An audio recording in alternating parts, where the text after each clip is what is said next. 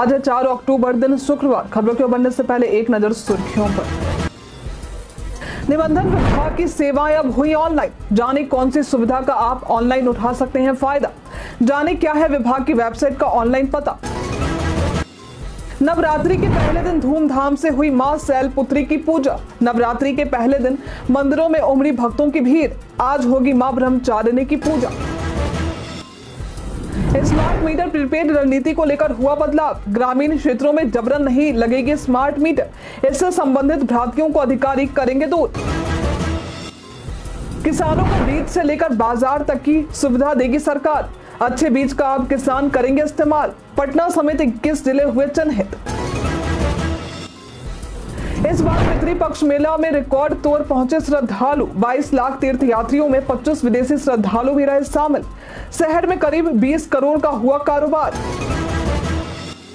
क्या त्योहारों में कंफर्म टिकट पाना हो रहा मुश्किल। रेलवे ने यात्रियों की सुविधा के लिए शुरू की नई स्कीम। एटीएस का विकल्प चुनकर पा सकते हैं कंफर्म टिकट।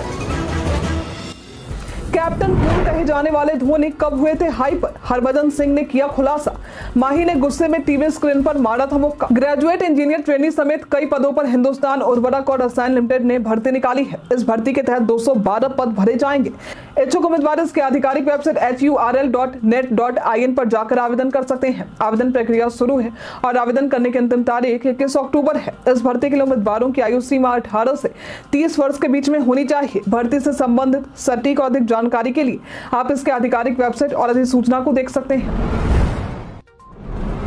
निबंधन विभाग की सेवाएं ऑनलाइन उपलब्ध करवाई गई हैं। किसी भी तरह की जानकारी या काम के लिए आप e-निबंधन.bihar.gov.in पर जा सकते हैं, जहां आपको दस्तावेज के निबंधन का आवेदन, स्टाम्प व निबंधन, शुल्क की गणना, विवाह के निबंधन का आवेदन, संपत्ति के न्यूनतम मूल्य की जानकारी, ऋण अवभार प्रमाण पत्र, सोसाइटी का निबंधन, फार्म का निबंधन आदि की सुविधा मिलेगी। हालांकि सिर्फ आधार, केवाईसी, फोटो, बायोमेट्रिक व इकरार के लिए कार्यालय जाना होगा। नवरात्रि के पहले दिन श्रद्धालुओं ने शुभ मुहूर्त में अपने अपने घरों में कलश स्थापना कर मां शक्ति की विशेष आराधना कर सुख समृद्धि की कामना की। नवरात्रि के प्रथम दिन माता शैलपुत्री की पूजा अर्चना की गई। इसके साथ ही सुबह से ही देवी मंदिरों में श्रद्धालुओं का काफी भीड़ देखने को मिला। भक्तों ने माता की पूजा अर्चना कर सुख समृद्धि की कामना की है। आज नवरात्रि के दूसरे दिन भक्त मां ब्रह्मचारिणी की पूजा अर्चना करके तप, त्याग, वैराग्य, सदाचार, संयम की कामना करेंगे। दुर्गा पूजा को लेकर भक्तों में काफी उत्साह देखा जा सकता है। बिहारी बर्थडे स्पेशल में आज हम बात करेंगे स्वाति वर्मा की। इनका जन्म आज के दिन वर्ष 1994 में बिहार के मुजफ्फरपुर में हुआ था। इन्होंने तनु वेट्स मनु रिटर्न का प्रसिद्ध गाना बन्नो तेरा स्वैगर गाया था। वर्ष 2017 में वो आईफिल टावर पेरिस में प्रदर्शन करने वाली पहली भारतीय गायिका बनी थी। इसके अलावा स्वाति दुआओं में याद रखना, नींबू सा इश्क, टूटे तारे, हम सफर जैसे कई प्रसिद्ध गाने गा चुकी हैं। इन्होंने अपने सराहनीय कार्य के लिए कई पुरस्कार भी अपने नाम किए हैं, जिसमें मिर्ची म्यूजिक पुरस्कार, रेडियो मिर्ची डिस्क पुरस्कार आदि शामिल हैं। गया में 17 सितंबर से 3 अक्टूबर 2024 तक चलने वाले पितृपक्ष मेला इस बार रिकॉर्ड तोड़ संख्या में 22 लाख तीर्थयात्रियों को पहुंचे, जिनमें 25 विदेशी श्रद्धालु भी शामिल थे। जिला प्रशासन के अनुसार इस भीड़ के कारण शहर में लगभग 20 करोड़ रुपए का कारोबार हुआ है, जिसमें स्थानीय पंडितों, होटलों, टैक्सी और पूजा सामग्री विक्रेताओं को लाभ हुआ है। गया के होटल पूरी तरह से भरे रहे और टेंट सिटी में 1.5 लाख यात्री ठहरे थे। बर्तन विक्रेताओं ने भी अच्छी बिक्री की, जिसमें पूजा सामग्री की मांग भी बढ़ी। प्रशासन ने यात्रियों को सुविधा प्रदान करने के लिए अनेक विभागों से सहयोग किया, ताकि उन्हें कोई असुविधा ना हो। किसानों की सुविधा के लिए प्रदेश सरकार ने बड़ा फैसला लिया है। कृषि मंत्री ने बताया कि किसानों को बीज से लेकर बाजार तक की सुविधा सरकार उपलब्ध करवाएगी। अच्छे बीज के इस्तेमाल से फसलों की उत्पादकता में 20% तक की बढ़ोतरी होगी। इस साल रबी मौसम में संकर बीज का उत्पादन शुरू होगा। पटना के साथ 21 जिलों को प्रदेश में गेहूं के 3.5 लाख क्विंटल प्रमाणित बीज उत्पादन के लिए चिन्हित किया गया है। कृषि मंत्री ने बताया कि किसानों को 14,750 क्विंटल गेहूं के आधार बीज मुफ्त दिए जाएंगे। आपको बता दें कि कृषि मंत्री ने ये बातें राज्य में प्रमाणित गेहूं बीज उत्पादन पर आयोजित कार्यशाला और प्रशिक्षण कार्यक्रम के दौरान कही है। बिहार के सुपौल जिले में कोसी नदी का जलस्तर अचानक बढ़ गया है, जिससे लोगों को परेशानी हो रही है और जिला प्रशासन की चिंता बढ़ गई है। बाढ़ सुरक्षा में लगे कर्मी और अधिकारी अलर्ट मोड पर हैं। गुरुवार को कोसी बैराज का जलस्तर 12 बजे तक 1,46,620 क्यूसेक दर्ज किया गया।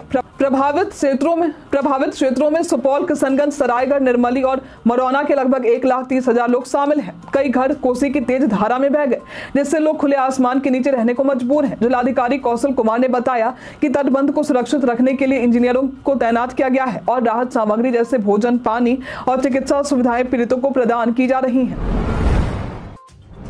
आज 3 अक्टूबर 2024 से शारदीय नवरात्र की शुरुआत हो चुकी है। त्योहारों में घर लौटने के लिए ट्रेनों में कंफर्म टिकट पाना मुश्किल होता है, इसलिए भारतीय रेलवे ने एक नई योजना, विकल्प योजना या अल्टरनेट ट्रेन एकोमोडेशन स्कीम यानी कि ATS शुरू किया है। इस योजना के तहत यदि आपकी पसंदीदा ट्रेन में कंफर्म टिकट आपको नहीं मिला है तो आप ATS का विकल्प चुनकर दूसरी ट्रेनों की सीट्स देख सकते हैं। ऑनलाइन बुकिंग करते समय आपको ये विकल्प आपके सामने मिलेगा, जिसमें आप एक साथ 7 ट्रेनों का चयन कर सकते हैं। ये योजना यात्रियों को अधिक सुविधा और विकल्प प्रदान करती है।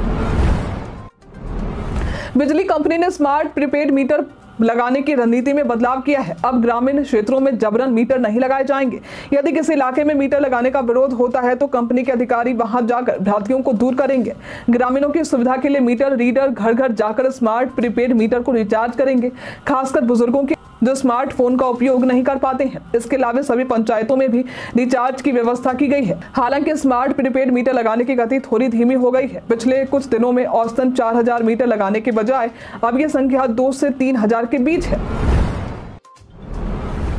बिहार के 4 विश्वविद्यालयों के शिक्षकों द्वारा हिंदी और मैथिली में इंजीनियरिंग, MBBS, कानून, कृषि और विज्ञान विषयों पर 50 से अधिक किताबें लिखी जाएंगी। ये पहल UGC और चतुर्वेदी कृष्ण शास्त्री की अध्यक्षता वाली भारतीय भाषा समिति के तहत चल रही है, जिसका उद्देश्य भारतीय भाषाओं में पाठ्यक्रम के अनुसार किताबों का लेखन और अनुवाद करना है। JP विश्वविद्यालय, KSDS विश्वविद्यालय, पटना विश्वविद्यालय और LNMU के कुलपतियों को इस कार्य में शामिल किया गया है। बिहार को तकनीकी विषयों की किताबें तैयार करने की जिम्मेदारी दी गई है। मैथिली में भी गणित और विज्ञान की किताबें लिखी जा रही हैं, जिससे छात्र अपनी मूल भाषा में अध्ययन कर सके। इस प्रोजेक्ट का नेतृत्व JP विश्वविद्यालय के कुलपति परमेंद्र कुमार वाजपेयी कर रहे हैं।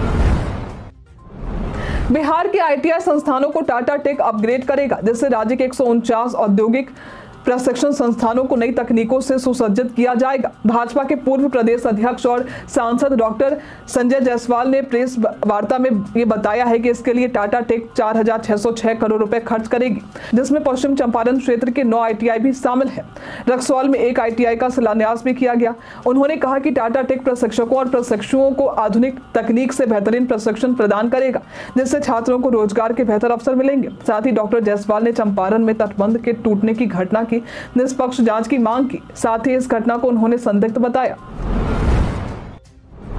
बिहार की राजधानी पटना में जल्द ही मेट्रो सेवा की शुरुआत होने जा रही है। पटना मेट्रो रेल कॉर्पोरेशन यानी PMRC के अनुसार मेट्रो का परिचालन 2025 के जुलाई महीने तक शुरू होगा। इससे पटना उन शहरों में शामिल हो जाएगा जिनके पास मेट्रो सिस्टम है। पहले चरण में 26 स्टेशन बनाए जा रहे हैं, जो मलाही पकड़ी से न्यू ISBT तक होंगे। बाद में ये तख्त हरमिंदर साहिब गुरुद्वारे और पटना एयरपोर्ट को भी जोड़ेगा। बिहटा एयरपोर्ट से भी मेट्रो को जोड़ने की योजना है। ये परियोजना लोगों के आवागमन को सुविधाजनक बनाएगी और जाम से राहत दिलाएगी। अब मेट्रो की शुरुआत में केवल 10 महीने बचे। राज्य के सभी जिलों में जल्द ही स्मार्ट सिटी वाले शहरों की तर्ज पर अत्याधुनिक कैमरे और सॉफ्टवेयर की मदद से ऑटोमेटिक ई-चालान कटेगा। इसके लिए परिवहन विभाग ने एजेंसी की खोज शुरू कर दी है। इन कैमरों को जिला मुख्यालय वाले शहरों में चिन्हित प्रमुख चौराहे, व्यस्तम सड़क और ब्लैक स्पॉट पर लगाया जाएगा। इसमें हेलमेट और सीट बेल्ट के अलावा ओवर स्पीड, ओवरलोड और गलत लेन में ड्राइव करने वाले वाहनों पर भी कार्रवाई की जा सकेगी। ये सिस्टम यातायात नियमों का पालन सुनिश्चित करने में मदद करेगा और सड़क सुरक्षा पर सुधार करेगा। आर्टिफिशियल इंटेलिजेंस यानी AI पर आधारित नए फीचर्स YouTube अपने प्लेटफॉर्म पर उपयोगकर्ताओं के लिए जोड़ने की तैयारी कर रहा है। नए AI फीचर के तहत क्रिएटर्स अपने शॉर्ट्स के लिए बैकग्राउंड बनाने और 6 सेकंड लंबे वर्टिकल वीडियो बनाने की सुविधा प्राप्त करेंगे। ये सुविधा गूगल की डीप माइंड द्वारा विकसित AI मॉडल वियो का उपयोग करती है। इसके अतिरिक्त YouTube ऑटोमेटिक डबिंग फीचर भी लॉन्च कर रहा है, जो वीडियो की आवाज को विभिन्न भाषाओं में डब करेगा। कंपनी इस फीचर का परीक्षण कर रही है और इसे जल्द ही सभी उपयोगकर्ताओं के लिए उपलब्ध कराने की योजना बना रही है। AI क्रिएटर्स को वीडियो के आइडिया, शीर्षक, थंबनेल चुनने और बड़े पैमाने पर कमेंट्स का जवाब देने में भी मदद करेंगे। राज्य के 5 जिलों में स्वास्थ्य विभाग टेली आईसीयू की स्थापना करने वाला है। इसकी स्थापना प्रदेश के 5 जिलों में होगी। इसकी तैयारी विभाग कर रहा है। इसके लिए 3 महीने पहले ही स्वीकृति मिली थी। विभाग की योजना के तहत नेशनल एजेंसी के जरिए सीमावर्ती जिले पूर्वी चंपारण, सुपौल, बांका और नवादा में टेली आईसीयू की स्थापना होगी। कम से कम 10 बेड सभी आईसीयू में होंगे। इसके अलावा यहाँ कई आधुनिक जीवन रक्षक उपकरण भी उपलब्ध करवाए जाएंगे, जिससे समय रहते गंभीर मरीजों की जान बचाई जा सके।